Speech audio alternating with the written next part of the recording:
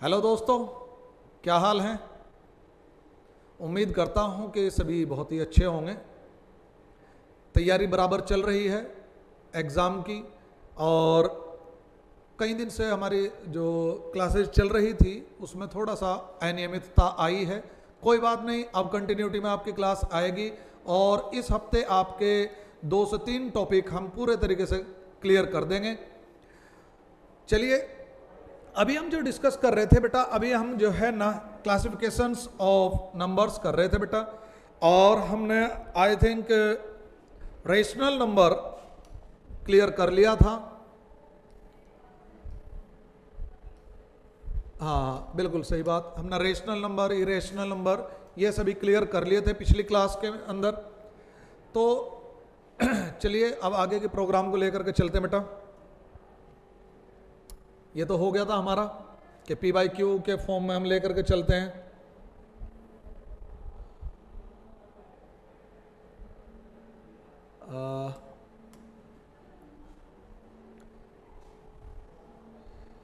अब जो क्या कहता है बेटा, इस टाइप के क्वेश्चन आपके एग्जाम में मिल जाते हैं कि किस तरीके से क्या करना है, किस तो वो कहता है कि between two numbers A and B there are infinite rational numbers and irrational numbers.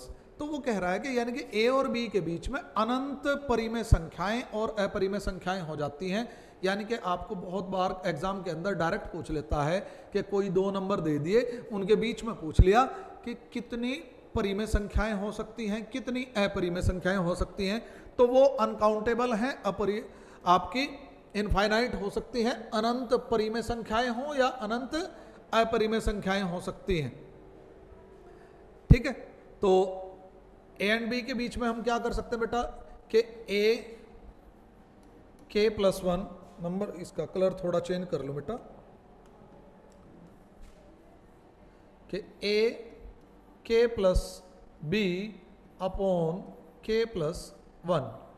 तो ये आपकी परिमेय संख्या निकालने का तरीका होता है।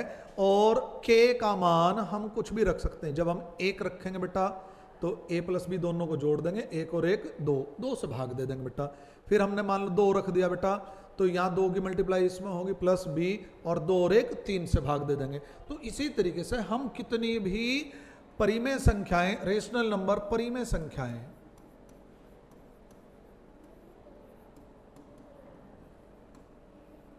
परिमेय संख्याएं ज्ञात कर सकते हैं। यह सवाल बहुत बार एग्जाम में मिल जाता है बेटा। चलिए अब इंटीजर्स, पूर्णांक। अब हमने पूर्णांक के बारे में डिस्कशन किया था बेटा पिछली क्लास में, लेकिन पूर्णांक को किस तरीके से क्लासिफाई किया जा सकता है, इंटीजर को किस तरीके से क्लासिफाई किया जा सकता है, कहां कहां क्लासिफाई किया जा सकता है, यह देखना है।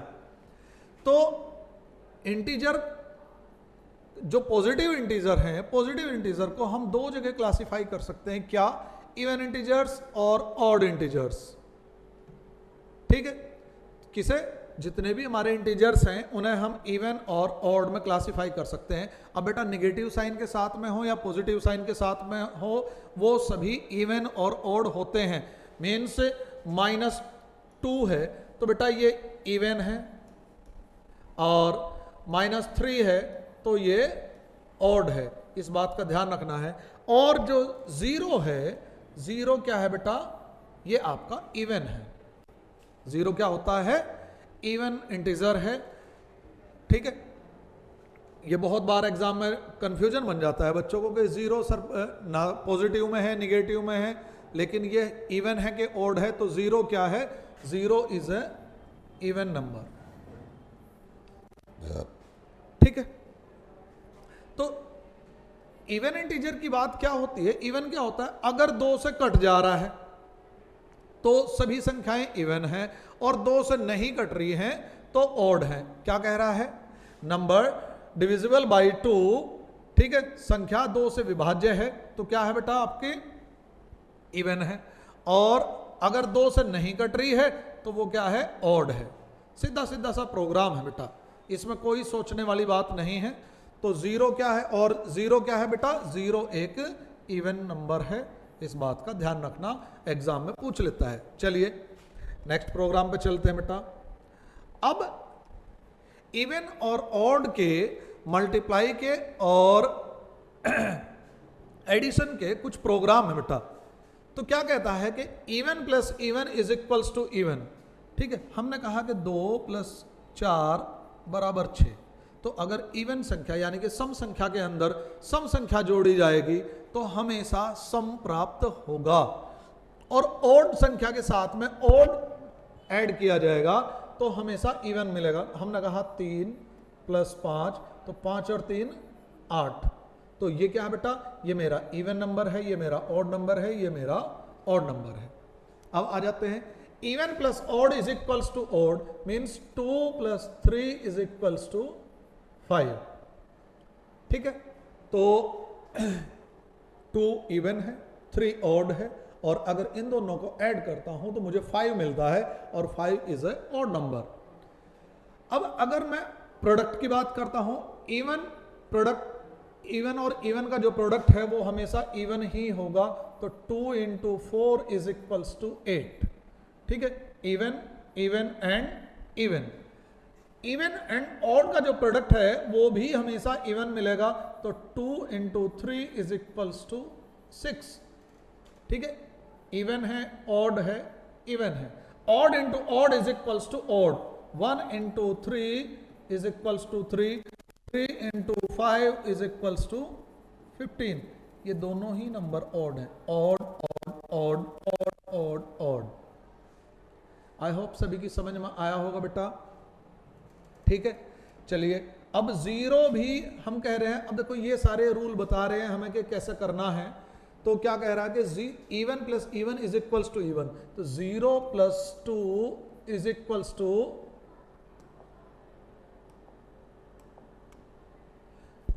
तो हम लिख सकते हैं बेटा 0 + 2 इज इक्वल्स टू 2, तो even plus even is equals to even. लेकिन अगर मैं यहां करता हूं बेटा, यहां से लेकर के आते हैं बेटा 0 + 3 इज इक्वल्स टू 3, तो यहां क्या आना चाहिए था बेटा, ऑड।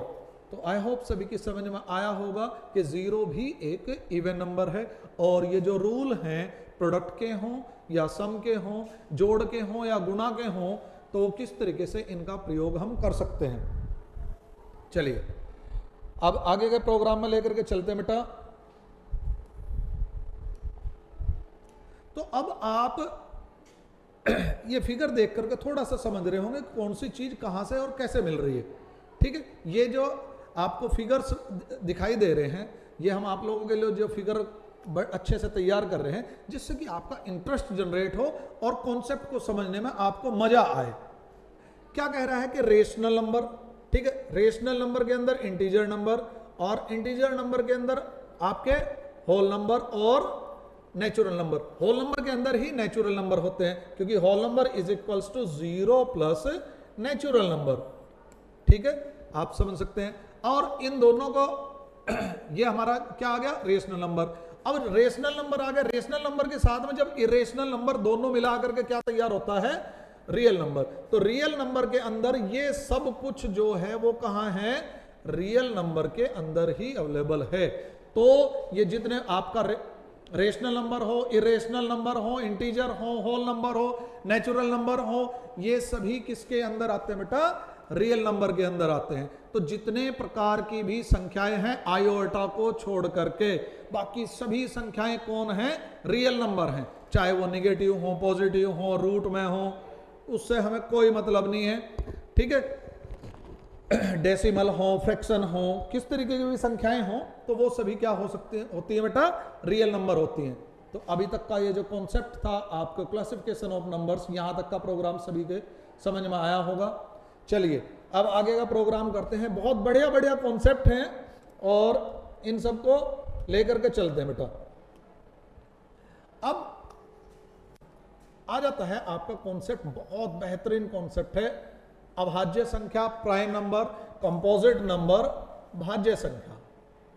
ठीक है, पॉजिटिव इंटीजर से ही ये दोनों मिलते हैं हमें। तो बेटा अब पहली चीज आ जाती है आपकी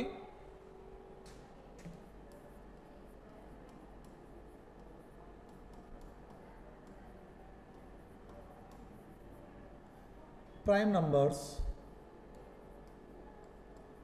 अभाज्य संख्या। क्या है अभाज्य संख्या? ठीक है, देखो इसने कहा है केवल दो गुणनखंड वाली संख्या, ऐसी संख्याएं जिनके केवल दो ही फैक्टर हो, गुणनखंड कहते हैं बेटा फैक्टर को, केवल दो ही फैक्टर हो, वो सभी संख्याएं क्या कहलाती हैं? आपकी अभाज्य संख्याएं प्राइम संख्या कहलाती हैं। अभाज्य संख्या को ही दूसरा नाम हमने दिया है, हमने क्या दिया है? मैथ्स वालों ने दिया है क्या? रूढ़ संख्या। क्या दिया है? रूढ़ संख्या।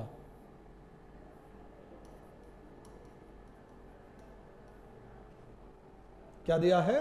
रूढ़ संख्या। दिखाई दे रहा है? चलिए कोई नहीं, दूसरे कलर से लिख देते हैं।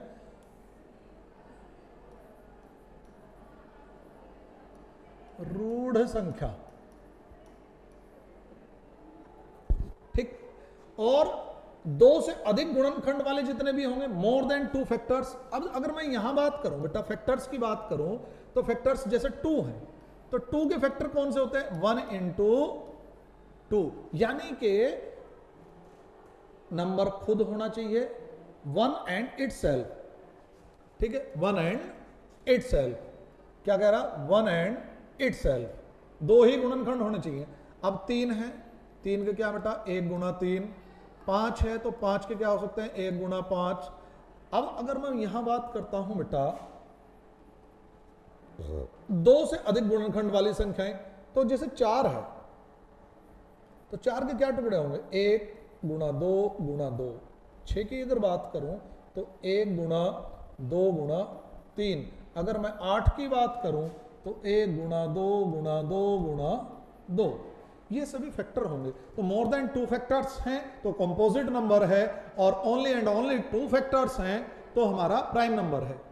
अब बात आती है 1 की। 1 क्या है?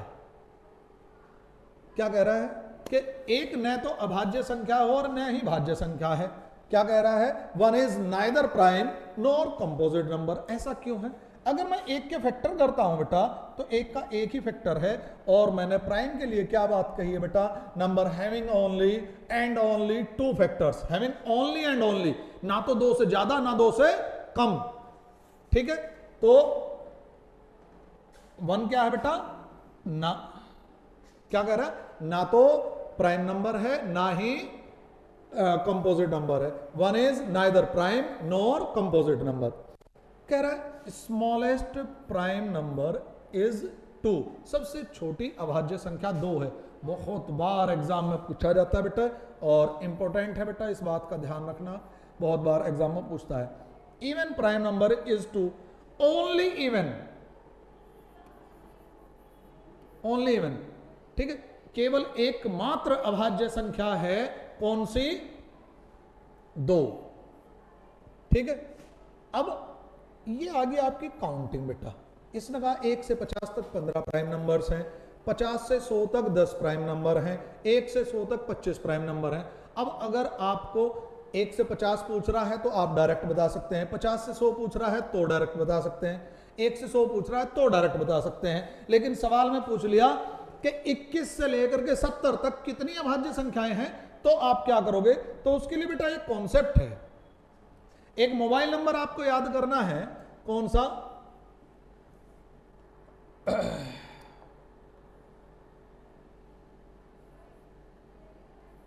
44 22 322 321।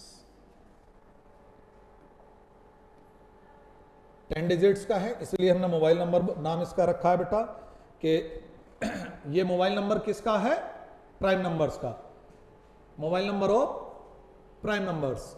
तो बेटा ये क्या है? 1 से 10 तक कितनी है? 4। 11 से 20 तक कितनी है? 4। 21 से 30 तक कितनी है? 2। 31 से 40 तक कितनी है बेटा? 2। 41 से 50 तक कितनी है? 3। 51 से 60 तक कितनी है? 2। 61 से 70 तक कितनी है? 2। 71 से 80 कितनी है 3, और 81 से लेकर के 90 तक कितनी है 2, और 91 से लेकर के 100 तक कितनी है 1। यहाँ कौन सी है बेटा 2 3 5 7, यहाँ कौन है 11 13 17 19, यहाँ कौन है 23 और 29, यहाँ कौन है 31 और 37, यहाँ कौन है 41 43 और 47, यहाँ कौन है 53 और 59, यहाँ कौन है 61 और 67, यहाँ कौन है 71 73 79, यहाँ कौन है 83 और 89, और यहाँ कौन है जस्ट ओनली 97। ठीक है, तो आई होप सभी की समझ में आया होगा कौन सी संख्याएं कौन सी हैं बेटा।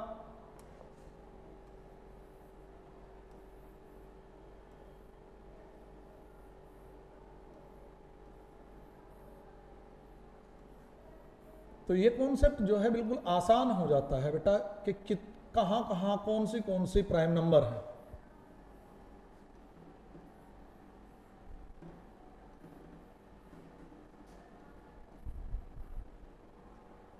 ठीक है, आई होप सभी की समझ में अभी तक का जो प्रोग्राम है ये अच्छे तरीके से आया होगा बेटा। चलिए आगे का जो प्रोग्राम है वो लेकर के चलते हैं बेटा।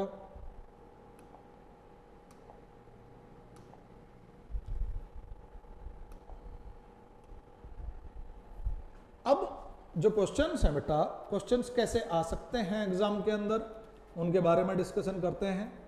इसने कहा कि निम्नलिखित में से कौन एक अपरिमेय संख्या है। ठीक है, तो अब अगर मैं बात करता हूं बेटा, तो बेटा अगर मैं यहां बात करता हूं तो √12 को क्या लिख सकता हूं बेटा मैं √4 इंटू √3 और अपॉन √3। तो √4 से √4 कैंसिल हो गया, यहां नहीं लिखते बेटा, इधर कर लेते बेटा। देखो √4 इंटू √3 अपॉन √3, और ये कितना हो गया बेटा 2। तो आप इसे ये तो बोल सकते हैं कि ये मेरा प्राइम नंबर है, ठीक है, लेकिन आप इसे अपरिमेय संख्या नहीं बोल सकते। अगर मैं इसकी ऑप्शन नंबर बी की बात करता हूं बेटा, तो ये 2/5 आ गया, ऑलरेडी फ्रैक्शन है। ठीक है, p/q की फॉर्म में कर दिया है बेटा हमने से। तो हम इसे कर सकते हैं √5 गुणा √4 बटे √4। √4 से √4 कैंसिल, ये आ गया मेरा √5। और √5 एक परिमेय संख्या है कि अपरिमेय संख्या है, ये सभी लोग अच्छी तरीके से जानते हैं। देखो इसे भी चेक कर लो बेटा। तो √63 को क्या लिख सकता हूँ 9 7 63, √9 गुणा √7 बटे 7 चौक 28, √4 गुणा √7, 7 से 7 कैंसिल आउट, और ये मेरा आ गया बेटा 3/2। आई होप सभी की समझ में आ गया होगा कि √5, मैंने एक बात बताई थी कि अपरिमेय संख्या इरेशनल नंबर कौन सा होता है। इरेशनल नंबर वो नंबर होता है जो रूट से बाहर नहीं निकाला जा सकता है। तो √5 क्या है आपका इरेशनल नंबर है।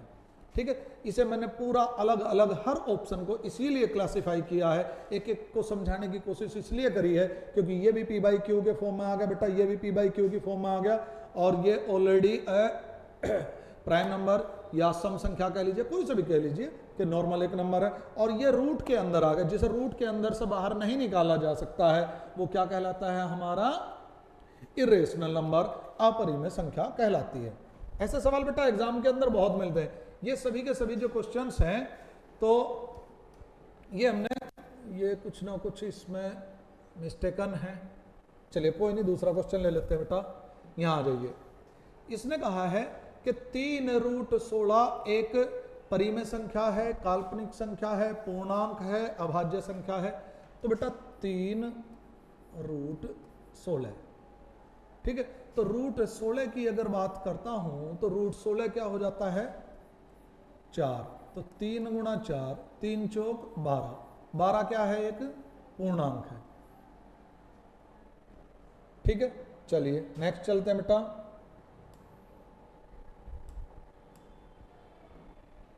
क्या कह रहा है? Cube root 2, cube root 8, cube root 4 और क्यूब रूट 12 में से कौन सी एक परिमेय संख्या है? अब बेटा देखो, ये रूट से बाहर नहीं निकाल सकते हम, चाहे क्यूब रूट है या स्क्वायर रूट है, ये भी बाहर नहीं निकाल सकते हैं, लेकिन इसे लिख सकता हूं बेटा 2, क्योंकि 8 क्या है? क्यूब है किसका? 2 का, और इसे भी मैं रूट से बाहर नहीं निकाल सकता हूं। तो ये जो तीनों नंबर हैं वो इरेशनल आ गए, और जो मेरा इरेशनल आ गए, और ये मेरा रेशनल नंबर आ गया 2, क्योंकि 2 क्या है? एक रेशनल नंबर है। तो आंसर इज बी। तो एक परिमेय संख्या कौन सी है? Cube root 8।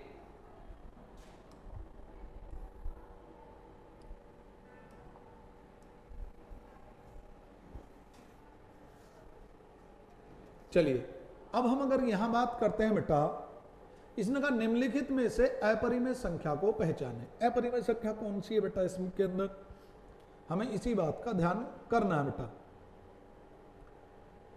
ठीक, अब अगर मैं बात करूं, ये ऑलरेडी पी बाई क्यू की फॉर्म में है। ठीक है, इसे मैं पी बाई क्यू की फॉर्म में कर सकता हूं 45/100, और ये रूट 8100 है, प्लस 1/रूट, ये मिस्टेकन है बेटा, इसे आप सही कर लेंगे।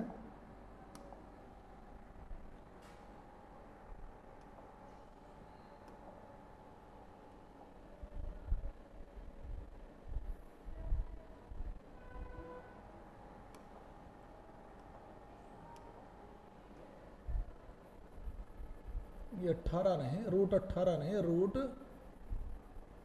8100 है। या तो ये रूट 8100 होगा, या ये रूट 1800 होगा। ठीक है, ये 1800 होगा, क्योंकि ये तो फिर बाहर ही आ जाना है। तो ये चलिए इसे हम दोबारा से कर देते, क्या लिख देते हैं? रूट 1800 प्लस 1/रूट 1800, और जब इसकी मल्टीप्लाई यहाँ होगी तो ये हो जाएगा बेटा 1800 प्लस 1/1800, तो ये हो जाएगा बेटा 1800 1/1800। अब ये भी पी बाई क्यू की फॉर्म में आ गया है। ठीक है, अब ये भी नंबर, ये भी नंबर, ये भी नंबर, तीनों नंबर हमारे पी बाई क्यू की फॉर्म में आ गए हैं। अब तीनों नंबर पी बाई क्यू की फॉर्म में आ गए हैं, ये भी पी बाई क्यू है, ये भी पी बाई क्यू है, तो बचा कौन? ए। क्यों? क्योंकि रूट 1800 को जब हम सॉल्व करेंगे बेटा, तो हम इसे क्या लिख सकते हैं? 900 गुणा 2, और 900 का बाहर कितना आ गया बेटा? 30, और 30 रूट 2, और रूट 2 जब भी मतलब कोई नंबर ऐसा आ जाता है जिसके साथ में रूट लगा हुआ है, तो वो क्या कहलाता है बेटा? आपका अपरिमेय संख्या कहलाती है। तो रूट 1800 एक अपरिमेय संख्या है। चलिए नेक्स्ट कर चलते बेटा। इसने कहा कि निम्नलिखित में से कौन सी परिमेय संख्या 5/3 और 5/4 के मध्य नहीं आती है? 5/3 की अगर मैं बात करूं बेटा, 5/3 और 5/4, 3 से अगर मैं भाग दूं तो बेटा कितना आ जाता है? 3 एकम 3, बच के 2, 3 छंग 18, 3 छंग 18, तो 1.66 का प्रोग्राम चलता है। और 4 एकम 4, यहाँ बच गए बेटा, तो यहाँ कितने बच गया? 1, 4 दूनी 8, तो 1/4.25 को लिखते हैं बेटा। आई होप सबकी समझ में आ गया होगा। तो 1.66 और 1.25 के बीच में कौन सी संख्या नहीं है, वो ये कहना चाह रहा है। निम्न में से कौन सी परिमेय संख्या 5/3 और 5/4 के मध्य नहीं आती है? तो अब पहला ऑप्शन है बेटा आपका 19/30। एक एक पॉइंट को समझते हुए चलना है, आपको स्पीडली कैसे करना है वो एक अलग बात है, लेकिन पहले कॉन्सेप्ट को प्रॉपर तरीके से समझते हुए चलना है। ठीक है, तो 19/30, तो इनमें से तो एक भी नहीं आएगी।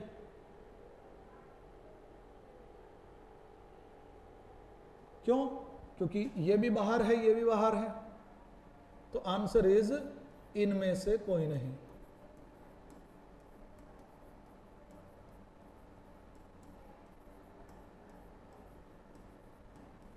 क्यों? क्योंकि 19/30 ये पहले ही पॉइंट में आएगा बेटा, तो इन दोनों के बीच में तो आएगा ही नहीं। फिर 2/3 है, तो 2/3 भी 0.666 ये चलता चलेगा बेटा। 7/10, क्योंकि अगर अंश छोटा है हर से तो पॉइंट में वैल्यू आएंगी, और यहां भी 16/30। ये कुछ और पूछना चाह रहा होगा बेटा सवाल, ठीक है, लेकिन कोई बात नहीं, इसकी कॉन्सेप्ट के अकॉर्डिंग हम लेकर के चलते हैं। तो अगर ऐसा क्वेश्चन एग्जाम में आ जाता है तो हम उसका जो आंसर लगाएंगे बेटा वो क्या लगाएंगे, इनमें से कोई नहीं। आई होप सभी की समझ में आया होगा बेटा।